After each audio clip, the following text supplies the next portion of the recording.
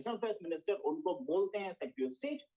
दोनों की मीटिंग हुई एक ऐसे टाइम पे जब बहुत उथल पुथल चल रही है। बहुत उथल पुथल मीन्स डोनाल्ड ट्रंप खुद चाइना से बातचीत कर रहे हैं रेयर के लिए, पाकिस्तान से बातचीत चल रही है, इंडिया कहीं अकेला सा दिखता है ऐसा बोला जा रहा है।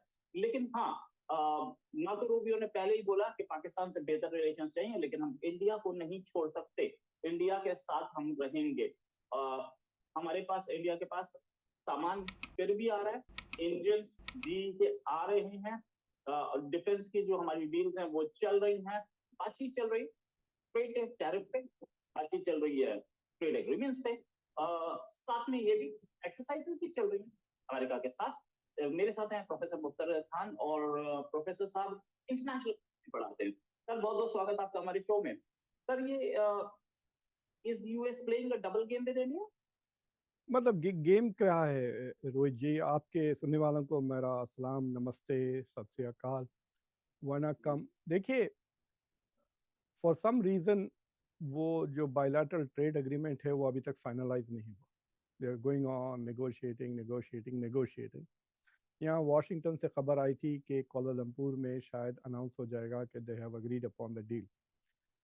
ये कह रहे थे यहाँ पर डीसी में कि तकरीबन हर चीज़ पे अग्रीमेंट हो चुका है। दे आर जस्ट नाउ री writing it in the legal sense के डॉक्यूमेंट्स प्रिपेयर हो रहे हैं, जिसे तो द एक्सपेक्टेशंस थे कि अगर प्राइम मिनिस्टर मोदी कोलालमपुर आते तो वहाँ पे सिग्नेचर हो जाते हैं, they would have announced the bilateral trade agreement. लेकिन प्राइम मिनिस्टर मोदी तो वो कहते हैं ना कि वो छुपा छुपी खेल रहे हैं डोनाल्ड ट्रंप के साथ, so he is not there. जितने भी उनको इनविटेशंस आए हैं he has consistently decline to go. UN के जनरल असेंबली के लिए नहीं गए, शार्मल शेख में उनको बुलाया गया, वहाँ भी नहीं गए, कोलालमपुर भी नहीं जा रहे हैं, साउथ कोरिया भी नहीं जा रहे हैं, so he is missing all the events.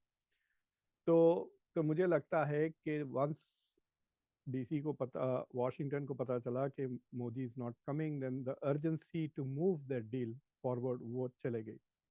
दूसरी चीज़ ये है कि वहाँ पर कोलालमपुर में अनाउंस हुआ कि चाइना और America have agreed upon a framework for their bilateral trade agreement. तो मेरे ख्याल से बिकॉज शी जिनपिंग से मुलाकात अब 30 अक्टूबर को होने वाली है सोल में, साउथ कोरिया में, I think the American negotiators का अटेंशन उधर शिफ्ट हो गया था and they were discussing there.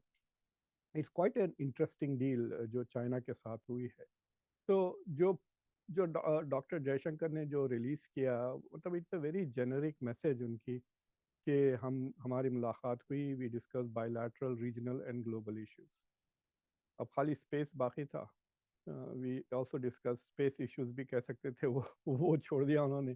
So there is nothing specific that came out either from Washington या from ministry of external affairs के Rubio के साथ क्या बातचीत हुई।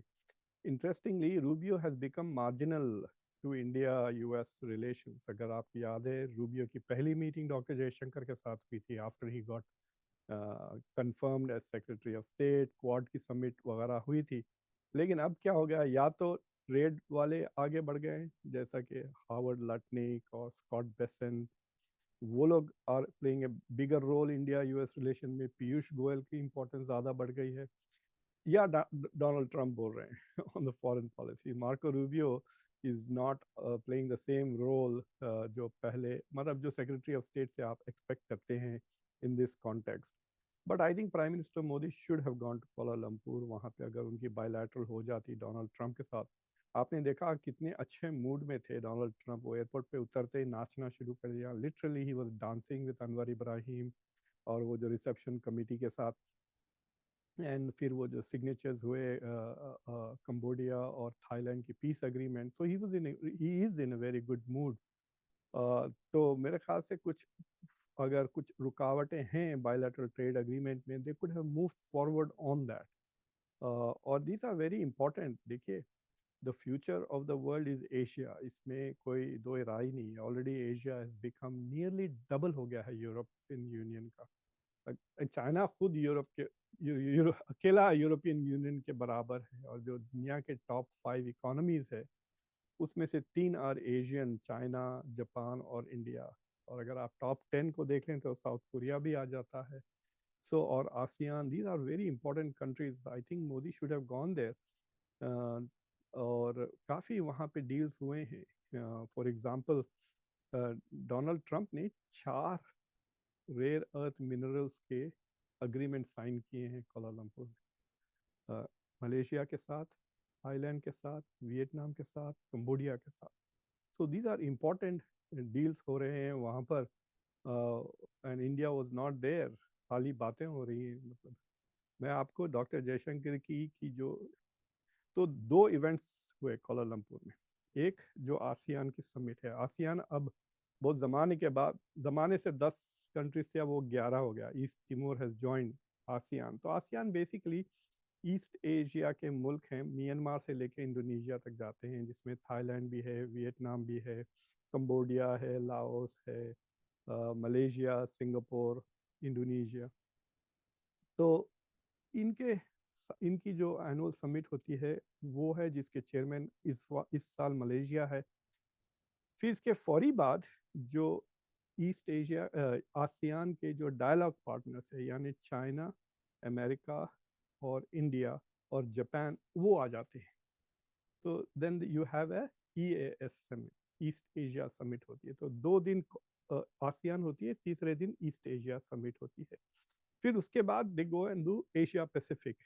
एशिया पैसिफिक में आसियान है, चाइना है, अमेरिका है, जापान है, रशिया है, लेकिन इंडिया नहीं है. India is not part. India has avoided all trade, मतलब जो मल्टीलैटरल इंस्टीट्यूशन है जिसमें चाइना है, जैसा RCEP में भी इंडिया नहीं है.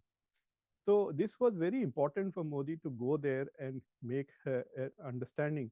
लेकिन डोनाल्ड ट्रंप वहाँ आके पूरी तरह से उन्होंने डोमिनेट कर दिया. शी जिनपिंग भी नहीं आए, पुतिन भी नहीं आए वहाँ पर.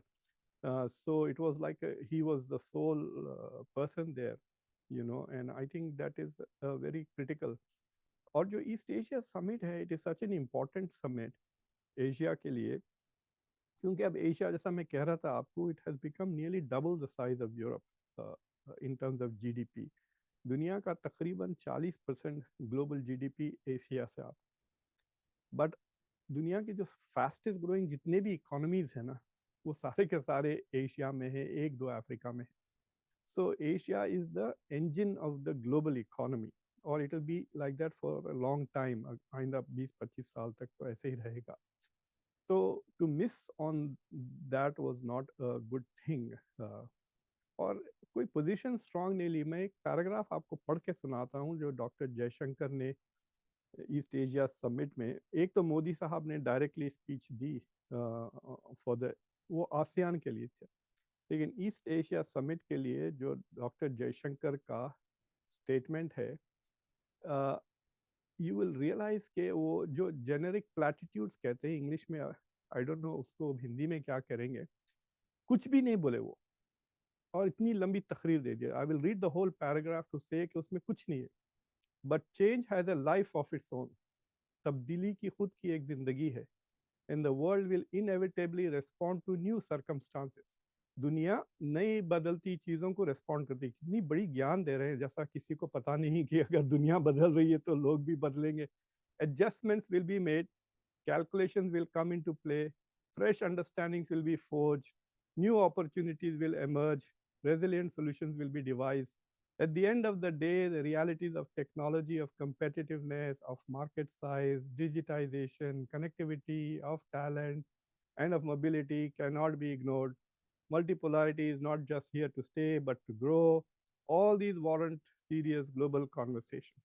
कुछ नहीं कहा, कुछ भी नहीं. Nothing specific about anything. ना टैरिस को लेकर, ना अमेरिका. जेनेरिक ऐसी हवा में बातें कर रहे हैं. That sounds good. I don't understand what is the point of that speech. But ये कहना कि मल्टीपोलैरिटी इज हियर, भाई this is not a multipolar world. What Donald Trump has made everybody irrelevant, including China. जिस तेजी से China has agreed to take back वो rare earth minerals का जो उन्होंने कहा था, उसको डिफर कर दिया उन्होंने. you know so I think that the current, मतलब जो पिछले 1.5 साल में जो इंडिया की फॉरेन पॉलिसी में जो तब्दीलियां आई हैं, both conceptually and also in practice, it is not serving India's interests. आप म्यूट है. या राइट, मैंने म्यूट कर दिया था स्पेशली सर ताकि आवाज ना आए। मैं ये बोला था कि सर इस आसियान में ना तो रशिया के प्रेसिडेंट आए, ना इंडिया के प्राइम मिनिस्टर गए, ना चाइना के प्रेसिडेंट गए।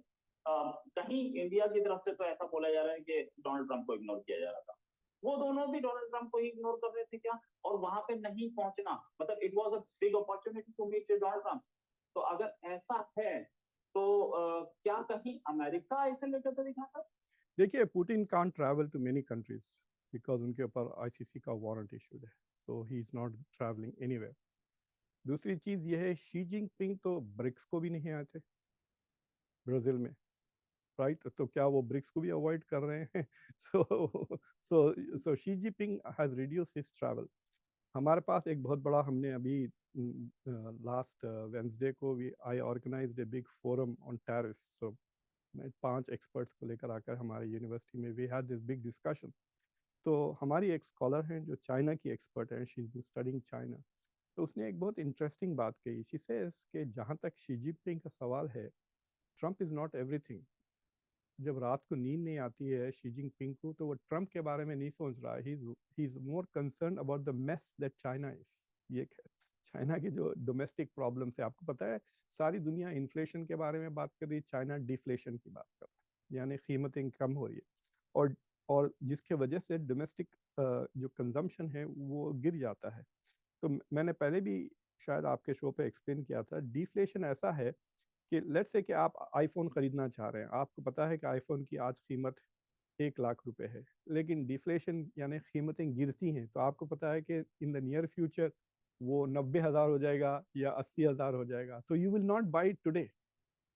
फिर दूसरे दिन जब वो 90,000 होता है, आप सोचते अरे आज क्यों खरीदूं, शायद कल 80 हो जाएगा। फिर वो कल अगर 80 हो गया तो फिर सोचते हैं आप, अरे यार आज क्यों खरीदूं, मैं फिर कल खरीदता हूँ, शायद 75 में मिल जाए। सो व्हाट हैपेंस इज कि लोग अपनी इन्वेस्टमेंट्स और परचेजिंग को पोस्टपोन करते रहते हैं, और डोमेस्टिक डिमांड गिरना शुरू हो जाता है, क्योंकि कोई कुछ खरीद ही नहीं रहा है। They are waiting for the prices to fall. तो चाइना इस चक्कर में फंसा हुआ है, and Xi Jinping is trying to bring China out of deflation और डोमेस्टिक डिमांड। तो उनके दूसरे मसाइल भी हैं। That is why probably he did not come, लेकिन he is coming to Seoul to meet Donald Trump. और आई थिंक वो इसलिए नहीं आए कोलालमपुर क्योंकि they wanted to make sure, जो नंबर 2 आदमी है, उनका नाम ही भूल जाता हूँ मैं, चाइना के प्रीमियर, ही वाज देयर, और दे फाइनलाइज द डील। अब सो आई थिंक कि चाइना एंड यूएस ने काफ़ी, they got some work done in Kuala Lumpur, जो मीटिंग हुई जो, तो आई थिंक उसका एक, वी विल सी सोल में क्या अनाउंसमेंट होता है, but the framework is announced और इट इज अवेलेबल, आप जाके देख सकते हैं फ्रेमवर्क ऑफ देयर एग्रीमेंट। जी। Right sir. अच्छा, एक चीज और कि ऐसे टाइम पे जब पाकिस्तान को भी कहीं ना कहीं सपोर्ट मिल रही है, अफगानिस्तान में अमेरिकन फोर्सेस की प्रेजेंस आ सकती है बरगाम एयरबेस पे। ये बरगाम एयरबेस, अमेरिका का यहाँ पर आना अगेन, ये प्रॉब्लम तो है इंडिया के लिए, चाइना के लिए, रशिया के लिए, तीनों के लिए प्रॉब्लम, और तीनों इसको प्रॉब्लम परसीव कर रहे हैं, नो डाउट अबाउट इट। जी। तो ऐसे में क्या देखते हैं आप आगे? इंडिया का रवैया, चाइना का रवैया, रशिया का रवैया इन रिलेशन टू यूएस?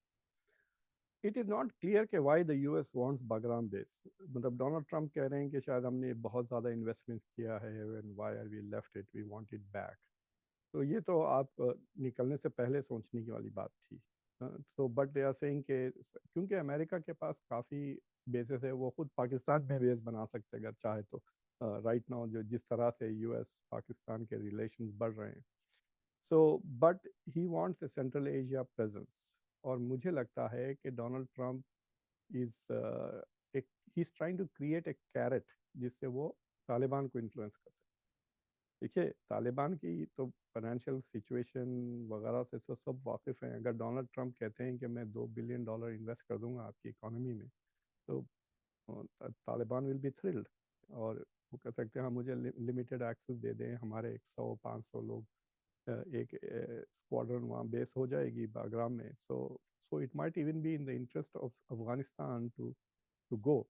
और फिर अफगानिस्तान को लेवरेज मिल जाता है ना, इंडिया, चाइना और पाकिस्तान और रशिया के खिलाफ, to get more concession from them. कि भाई अमेरिका हमारे साथ फिर से दोबारा जुड़ रहा है। बट जब से डोनाल्ड ट्रंप ने वो कहा है, यहाँ पे यूएस में ज़्यादा कोई रिस्पांस नहीं आया। मैंने एक दो लोगों से बात भी की कि क्या is the government actually working through. तो मुझे लगता है कि जो डोनाल्ड ट्रंप अपने आप को घुसेड़ने की कोशिश कर रहे हैं अफगानिस्तान और पाकिस्तान के बीच में, उन्होंने 2 बार कह दिया। कोलालमपुर में भी कहा कि I can settle this matter in 5 minutes. तो अभी तक तो इनविटेशन तो नहीं गया दोनों मुल्कों के बाद से। वो आजकल इस्तांबुल में मीटिंग चल रही है अफगानिस्तान की और पाकिस्तान के नेगोशिएटर्स की। So I think Donald Trump wants to get in there and have a central Asia में प्रेजेंस रखना चाह रहे हैं वो। It is not in India's interest. देखिए, अगर अमेरिका को कोई स्ट्रॉन्ग बेस मिल जाता है जहाँ पे वो सी, अफगानिस्तान में अगर आप बेस्ड हैं तो you are a few miles from China. So imagine, so that is the key aspect. If America can have a major base जहाँ से उनकी air force can operate, so it is a big threat to China more than anybody else. So that is why I think he is thinking कि we need this, क्योंकि उनको एक China के साथ एक leverage point मिल जाता है ना। तो I think that's why he's working for that. Right sir. तो लेकिन वो चाइना के साथ जो लेवरेज पॉइंट है, जी ये अभी एक नया खतरा सामने आ रहा है जी आफ्टर अप्रोक्सीमेटली 5 इयर्स। इससे पहले था वहां पे प्रेजेंस, लेकिन सबके पत्ते पे, मतलब पाकिस्तान में चाइनीज प्रेजेंस थी, पाकिस्तान में चाइनीज ऑब्जर्वर्स थे, पाकिस्तान में ऑब्जर्वेशन टावर्स थे, कि बलराम से कुछ भी चलेगा हमें पता चलेगा। थोड़ी चेंज ऐसे हुई है, अमेरिका की भी प्रेजेंस पाकिस्तान में आ गई जी और पाकिस्तान में बहुत ज्यादा इस चीज के चांसेस हैं कि पाकिस्तान में अमेरिका और चाइना दोनों क्लैश करते हैं। तो क्लैश कैसे कर सकते हैं? वो क्लैश ऐसे कर सकते हैं कि जैसे बीएलए को सपोर्ट किया जा रहा है, टीडीपी को सपोर्ट किया जा रहा है, ऐसे ही अपनी भी 2 प्रॉक्सी ऑर्गेनाइजेशन लगा के अमेरिकन इंस्टॉलेशन पे अटैक करवा दिया जाए। ऐसे में ट्रेड डील चल रही है, साथ में ये भी चले, दोनों चलेंगे करते लड़ाई झगड़ा। सी द थिंग इज कि जिस तरह से चाइना के जो प्रेजेंस थी, Pakistan was not able to protect China from BLA वगैरह। लेकिन अगर यूएस के खिलाफ अगर वो इनको इंस्टिगेट करते, तो आपको याद है कि डोनाल्ड ट्रंप ने 2017 में आके रिव्यू किया था कि पाकिस्तान को $33 बिलियन हमने दिए हैं एड में, क्या what did we get in return. और फिर इसके बाद जो बंद हुई तो अभी तक बंद है। सो इन सिवाय वो F-16 के लिए थोड़ा बहुत जो पैसे डोनाल्ड ट्रंप ने दिए हैं, कुछ $400 मिलियन जो ऑलरेडी बाइडन ने अप्रूव करके गए थे, उससे हटकर कोई ज़्यादा ऐसा फॉरेन एड, डायरेक्ट मिलिट्री या इकोनॉमिक एड पाकिस्तान को अभी एलोकेट नहीं हुआ है from the US side of it. और इट्स गोइंग टू बी मुश्किल, क्योंकि मैगा क्राउड इज, जो भी फॉरेन एड की बात होती है MAGA is going crazy on him. तो उन्हीं के support, Tucker Carlson, Marjorie Taylor Greene वगैरह will start shouting at him. तो बट आई थिंक के I think there something bigger going on, क्योंकि डोनाल्ड ट्रंप बार बार ईरान को भी आउटरीच कर रहे हैं।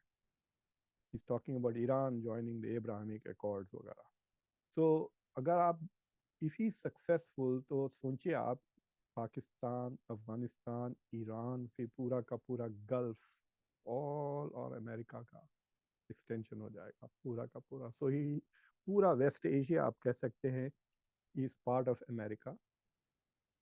और फिर ईस्ट एशिया में आप चले जाएं, क्वाड को ले लें, ऑकस को ले लें, और फिर स्क्वाड को ले लें, Japan, south Korea, Philippines, Taiwan, ये सारे के सारे अमेरिकन एसेट्स हैं। सो इन दैट सेंस आप पूरा द सदर्न, पूरा ऐसा ये क्रेसेंट कह सकते हैं, that will be circling China. So I think that is what they are aiming for. ये जो होल्स है वो जो एनसर्कल कर रहे हैं चाइना को, वो होल्स भरने की कोशिश कर रहे हैं। And Afghanistan is one big hole at the moment.